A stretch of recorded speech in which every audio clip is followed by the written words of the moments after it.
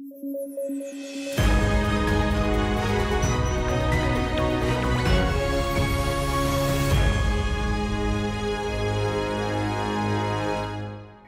News at 9 programme में आपका स्वागत है। मैं हूं अमृत उपाध्याय। आइए जल्दी से देखें आज के हेडलाइंस।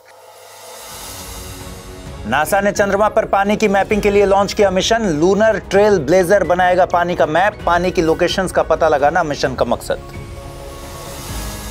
इथेनॉल ब्लेंडिंग प्रोग्राम का हो रहा है विरोध। सरकार इन प्लांट्स को दे रही है रियायत। कैंसरकारी रसायन होते हैं उत्सर्जित। और जापान में जन्म दर में लगातार गिरावट दर्ज। वृद्ध होती जनसंख्या भी है चुनौती। शादियों की संख्या में कमी है वजह।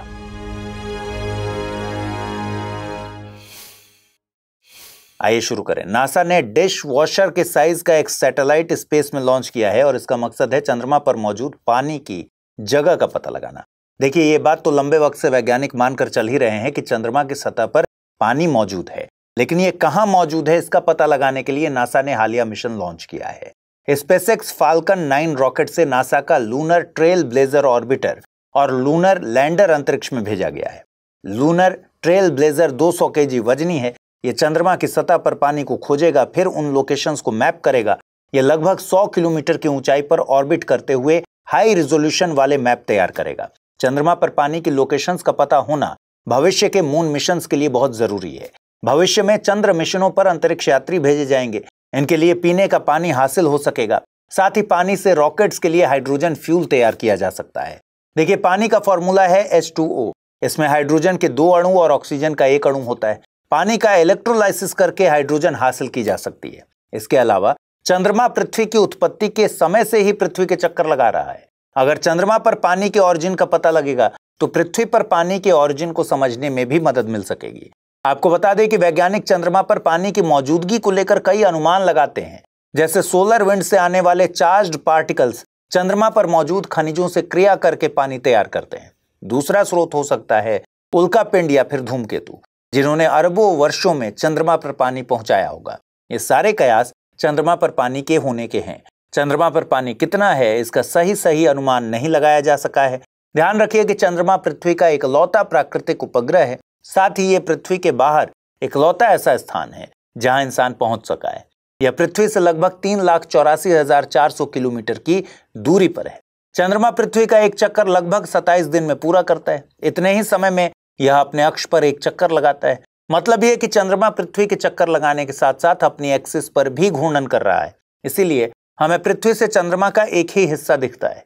इस फेनोमेना को टाइडल लॉकिंग कहते हैं।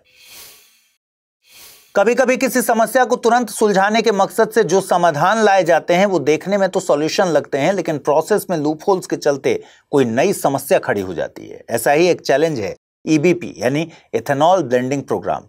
आंध्र प्रदेश में गुम्मला डोडी, गाडेपल्ली, अरुगोलानू गांवों में साल 2024 से लगातार विरोध प्रदर्शन चल रहा है। ये तीनों गांव नदी या नहर के पास बसे हैं, जिसमें इथेनॉल का उत्पादन करने वाली एक फैक्ट्री से निकले अपशिष्ट को बहा दिया जाता है। गांव वाले पानी का प्रयोग खेती और पीने की जरूरतों के लिए करते हैं। सरकारी आंकड़ों के मुताबिक देश में आंध्र प्रदेश, महाराष्ट्र, हरियाणा और पंजाब में सबसे ज्यादा इथेनॉल फैक्ट्रीज मौजूद हैं। अब एक बार सरकार के EBP प्रोग्राम के बारे में जान लेते हैं। देखिए, EBP प्रोग्राम को 2001 में एक पायलट प्रोजेक्ट के तौर पर पेश किया गया था और इसमें E20 के तहत पेट्रोल में 20% इथेनॉल ब्लेंडिंग का टारगेट रखा गया है। ये टारगेट पहले साल 2030 के लिए था, जिसे प्रीपोन करके अब 2025 के लिए कर दिया गया है। सरकार का दावा है कि EBP से देश की चिंताएं हल होंगी, जैसे बढ़ती ऊर्जा खपत में कमी आएगी, तेल आयात कम होगा और वाहनों में जीवाश्म ईंधनों के प्रयोग से होने वाले उत्सर्जन में कमी आएगी। इथेनॉल यानी एथिल एल्कोहल एक तरह का एल्कोहल है जिसे वाहनों के पेट्रोल में मिलाकर गाड़ियों में फ्यूल की तरह इस्तेमाल किया जा सकता है। इसका प्रोडक्शन गन्ने की फसल से होता है, लेकिन शर्करा वाली कई अन्य फसलों से भी इसे तैयार किया जा सकता है। EBP कार्यक्रम के तहत टूटे हुए चावल और मकई जैसे अनाज का उपयोग करके इथेनॉल बनाया जाता है और दावा किया जा रहा है कि इससे किसानों की आय भी दोगुनी होती है। इथेनॉल पेट्रोल की तुलना में पूरी तरह से दहन योग्य है। इसमें कार्बन मोनोऑक्साइड जैसे जहरीले तत्वों का उत्सर्जन कम होता है। 2025-26 तक पेट्रोल में 20% इथेनॉल ब्लेंडिंग के टारगेट को पूरा करने के लिए 1016 करोड़ लीटर इथेनॉल की जरूरत होगी। केंद्र सरकार ने इस टारगेट के मद्देनजर पर्यावरण मंजूरी में भी रियायत दी है। साथ ही इथेनॉल फैक्ट्रीज के लिए अनाज की खरीद पर सब्सिडी भी दी जा रही है। सरकार के फायदों वाले दावों के बाद जानते हैं कि इन प्लांट्स का विरोध हो क्यों रहा है। देखिए, पर्यावरणविदों के मुताबिक इथेनॉल प्लांट से एसिटाल्डिहाइड, फॉर्मेल्डिहाइड और एक्रोलिन जैसे खतरनाक कैंसर पैदा करने वाले रसायन उत्सर्जित होते हैं, लेकिन केंद्र सरकार की पर्यावरणीय मंजूरी में इनका जिक्र तक नहीं है। इसके अलावा केंद्र सरकार के नियमों के मुताबिक सभी इथेनॉल प्लांट्स रेड कैटेगरी में आते हैं। रेड कैटेगरी में आने का मतलब है कि पॉल्यूशन का स्कोर 60 से ऊपर है, लेकिन इसके बावजूद भी केंद्र सरकार ने जल्द क्लियरेंस देने के चलते इन प्लांट्स को बिना पब्लिक हियरिंग के स्थापित करने की मंजूरी दी है। इनफैक्ट कई प्लांट्स तो ह्यूमन सेटलमेंट के पास स्थापित किए गए हैं। नीति आयोग की एक रिपोर्ट में दावा किया गया है कि जब पेट्रोल में 20% बायोफ्यूल मिलाया जाता है तो 4 पहिया वाहनों में कार्बन मोनोऑक्साइड का उत्सर्जन 30% तक, 2 पहिया वाहनों में 50% तक कम हो जाता है। पर पर्यावरणविद कहते हैं कि ये डेटा ठीक भी हो, लेकिन बायोफ्यूल के उत्पादन में होने वाले उत्सर्जन का क्या? इसके अलावा 1 लीटर इथेनॉल के उत्पादन में तकरीबन 8 से 12 लीटर पानी की भी जरूरत होती है। अब साउथ साइड, जहां पर नदियां मौसमी हैं, वहां ये प्लांट्स ग्राउंड वाटर का इस्तेमाल कर रहे हैं। ग्राउंड वाटर की कमी कोई ऐसा चैलेंज नहीं है जिससे सरकार वाकिफ ना हो। कुल मिलाकर सरकार हो या इन प्लांट्स का विरोध करने वाले पर्यावरणविद हों या किसान हों, सबका मकसद एक ही है कि विकास हो, लेकिन सतत हो। इसलिए प्लांट्स के क्लियरेंस देते वक्त इस बात का ध्यान रखा जाना चाहिए कि ह्यूमन सेटलमेंट से ये दूर हो और पानी आसानी से उपलब्ध हो। अगर इसके लिए ग्राउंड वाटर का यूज होगा तो पीने का पानी कम होगा और जमीन के बंजर होने की स्थिति बनेगी। दोस्तों, अगर आप यूपीएससी एस्पिरेंट हैं तो आपके लिए गेम चेंजिंग अपॉर्चुनिटी है स्टडी आईक्यू का नया संपूर्ण बैच। एक कॉम्प्रिहेंसिव प्रोग्राम जिसमें टॉप एडुकेटर्स के साथ 1000+ आवर्स की live classes, personalised mentorship and hand written notes से लेकर पीआरपी, एमआरपी जैसे इंटेंसिव प्रोग्राम्स हैं। प्रीलिम्स और मेंस स्कॉलरशिप के तहत प्रीलिम्स क्लियर करने पर पूरी फीस रिफंड हो जाएगी। टॉप परफॉर्मर्स के लिए हर मंथ 11,000 रुपीज का cash reward, economically weaker sections के लिए स्पेशल उड़ान स्कॉलरशिप भी है। X secretary Anil Swarup sir खुद गाइड करेंगे आपको इस जर्नी में। स्टडी आईक्यू पर 2 करोड़ इंडियंस का ट्रस्ट है और अब संपूर्ण बैच के साथ आपका यूपीएससी ड्रीम भी होगा अचीव। सिल्वर, गोल्ड या platinum, choose the plan that fits your needs. आपको करना क्या है, स्टडी आईक्यू वेबसाइट पर जाइए, यूपीएससी संपूर्ण बैच पर क्लिक कीजिए and once you click on buy now, आप देख सकते हैं डिस्काउंट कोड्स। वहां पर टाइप कीजिए अमृत लाइव एंड आपको मिलेगा सबसे lowest price. And obviously your IAS journey starts here. Japan की हेल्थ मिनिस्ट्री ने कुछ चिंताजनक आंकड़े जारी किए हैं। साल 2024 में जापान में लगातार 9वां ऐसा साल ये रहा जहां बच्चों के पैदा होने की संख्या में गिरावट दर्ज की गई है। 2024 में जन्म दर में पिछले साल की तुलना में 5% की गिरावट दर्ज की गई है। ये गिरावट जापान के लिए चिंता का मुद्दा है। क्यों? क्योंकि वहां जनसंख्या में वृद्धों की संख्या अब लगातार बढ़ रही है, साथ ही कार्यशील जनसंख्या में कमी आ रही है। वहीं जापान में मृत्यु की दर के आंकड़े 1.62 मिलियन पर पहुंच चुके हैं। जापान में हर एक जन्म पर 2 लोगों की मृत्यु होती है, इसलिए जन्म और मृत्यु के आंकड़ों में असंतुलन बना हुआ है। जापान में जन्म दर में आने वाली कमी का कारण है हाल के सालों में आई विवाहों में गिरावट। कोविड महामारी के बाद विवाहों की संख्या में और भी गिरावट देखी गई है। अर्थशास्त्री बता रहे हैं कि ये हालात 2025 में भी बने रहेंगे। पश्चिमी देशों में जहां बिना विवाह के भी बच्चों का जन्म होना सामान्य है, जापान के समाज में ऐसी घटनाएं रेयर हैं। इसका मतलब है कि जापान में विवाह न होने का सीधा असर जन्म दर पर दिखता है। जापान की जन्म दर में कमी की तुलना एक और एशियाई देश साउथ कोरिया से की जाती है। साउथ कोरिया में भी जन्म दर में कमी देखी जा रही है, लेकिन पिछले 9 सालों में पहली बार साउथ कोरिया में जन्म दर में वृद्धि दर्ज की गई है। इसमें साउथ कोरिया की सरकार द्वारा अपनाई गई नीतियों का अहम रोल है। सरकार ने work family balance, child care assistant जैसी सुविधाएं मुहैया कराई हैं। हालांकि जापान ने भी जन्म दर को बढ़ाने के लिए इस तरह की रणनीतियां अपनाई हैं, लेकिन अभी इनका कोई खास असर देखने को नहीं मिला है। जापान के एजिंग क्राइसिस को रिजॉल्व करने के लिए जापानी सरकार को कुछ एक्स्ट्रा ऑर्डिनरी कदम उठाने होंगे। इस खबर की अहमियत को समझने के लिए 2024 में यूपीएससी की प्रारंभिक परीक्षा में पूछे गए एक सवाल को देखिए। सवाल पूछा गया था कि निम्नलिखित देशों पर विचार करें, इटली, जापान, नाइजीरिया, दक्षिण कोरिया, दक्षिण अफ्रीका। उपर्युक्त देशों में से कौन सा देश अक्सर मीडिया में अपनी कम जन्म दर या वृद्ध होती जनसंख्या या घटती हुई जनसंख्या के लिए उल्लेखित होता है? 1, 2 और 4, 1, 3 और 5, केवल 2 और 4 और केवल 3 और 5। सही जवाब है इसका विकल्प ए। भारत सरकार ने हाल ही में घोषणा की है कि सरकार कोंगो, जाम्बिया, तंजानिया और ऑस्ट्रेलिया में क्रिटिकल मिनरल्स के एक्सप्लोरेशन की संभावनाएं तलाश रही है। ऑस्ट्रेलियाई सरकार भारत की काबिल यानी खनिज विदेश इंडिया लिमिटेड के साथ काम कर रही है। वहीं जाम्बिया सरकार ने हाल ही में भारत को कोबाल्ट और तांबे के एक्सप्लोरेशन के लिए 9000 स्क्वायर किलोमीटर का ग्रीन फील्ड एरिया देने पर सहमति जताई है। इसके अलावा GSI यानी जियोलॉजिकल सर्वे ऑफ इंडिया ने जम्मू कश्मीर और छत्तीसगढ़ में लिथियम ब्लॉक्स की खोज भी की है। गौरतलब है कि जनवरी 2025 में ही यूनियन कैबिनेट ने NCMM यानी नेशनल क्रिटिकल मिनरल मिशन को मंजूरी दी है। इस मिशन का मकसद क्रिटिकल मिनरल सेक्टर में भारत को आत्मनिर्भर बनाना है, साथ ही एक्सप्लोरेशन को बढ़ाना, क्रिटिकल मिनरल्स के लिए आयात पर निर्भरता को कम करना, विदेशों में खनिज ब्लॉकों का अधिग्रहण करना, महत्वपूर्ण खनिजों के प्रसंस्करण के लिए प्रौद्योगिकियों का विकास करना और खनिजों की रिसाइकलिंग करना शामिल है। आपको बता दें कि क्रिटिकल मिनरल्स से मतलब है ऐसे खनिजों से जिनकी सप्लाई में रुकावट आने से देश की अर्थव्यवस्था पर व्यापक तौर पर असर पड़ता है, प्रभाव पड़ता है। दूसरा, ये क्रिटिकल इस सेंस में भी हैं क्योंकि इनका प्रयोग उच्च तकनीक वाले उत्पादों में होता है। साथ ही ग्रीन टेक्नोलॉजीज में भी इन मिनरल्स का उपयोग किया जाता है। Cobalt, graphite, iridium, gallium, neodymium, glauconite, lithium, chromium, platinum जैसे मिनरल्स इसके लिस्ट में शामिल होते हैं। दुनिया में क्रिटिकल मिनरल्स के उत्पादन में चीन पहले नंबर पर है।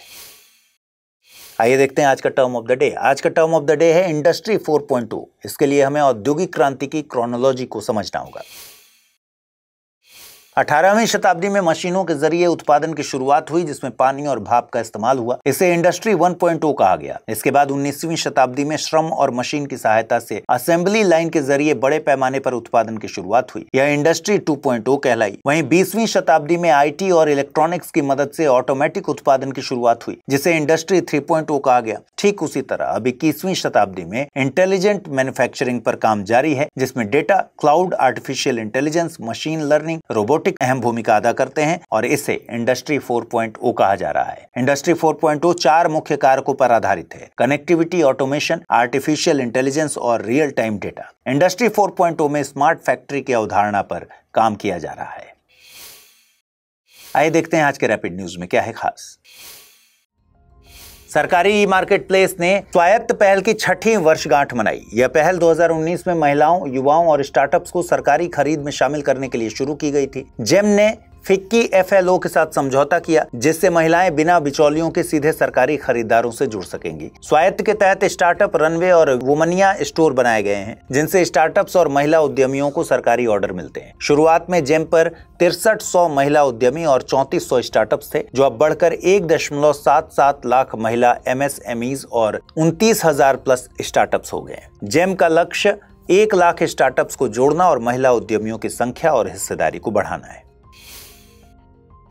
रक्षा अनुसंधान संगठन और भारतीय नौसेना ने ओडिशा के चांदीपुर में स्वदेशी NSAMSR यानी naval anti ship missile short range का सफल परीक्षण किया है। परीक्षण में मिसाइल ने समुद्र की सतह के नजदीक उड़ान भरते हुए एक छोटे जहाज को सटीक निशाना बनाया। ये मिसाइल सीकिंग हेलीकॉप्टर से लॉन्च करके समुद्री जहाजों पर हमला करने की क्षमता रखती है। इस मिसाइल में मैन इन लूप तकनीक है जो इसे उड़ान के दौरान लक्ष्य बदलने की क्षमता देती है। इसमें स्वदेशी इमेजिंग इंफ्रारेड सीकर और फाइबर ऑप्टिक जायरोस्कोप आधारित नेविगेशन सिस्टम का उपयोग किया गया है। मिसाइल उड़ान के दौरान पायलट को लक्ष्य के लाइव तस्वीरें भेजने वाली डेटा लिंक तकनीक से भी लैस है। NASMSR में थर्मल बैटरी, इलेक्ट्रोमैकेनिकल एक्चुएटर्स और विशेष वॉरहेड जैसी स्वदेशी तकनीकों का इस्तेमाल हुआ है जो इसे आधुनिक युद्धपोतों के लिए घातक बनाती है।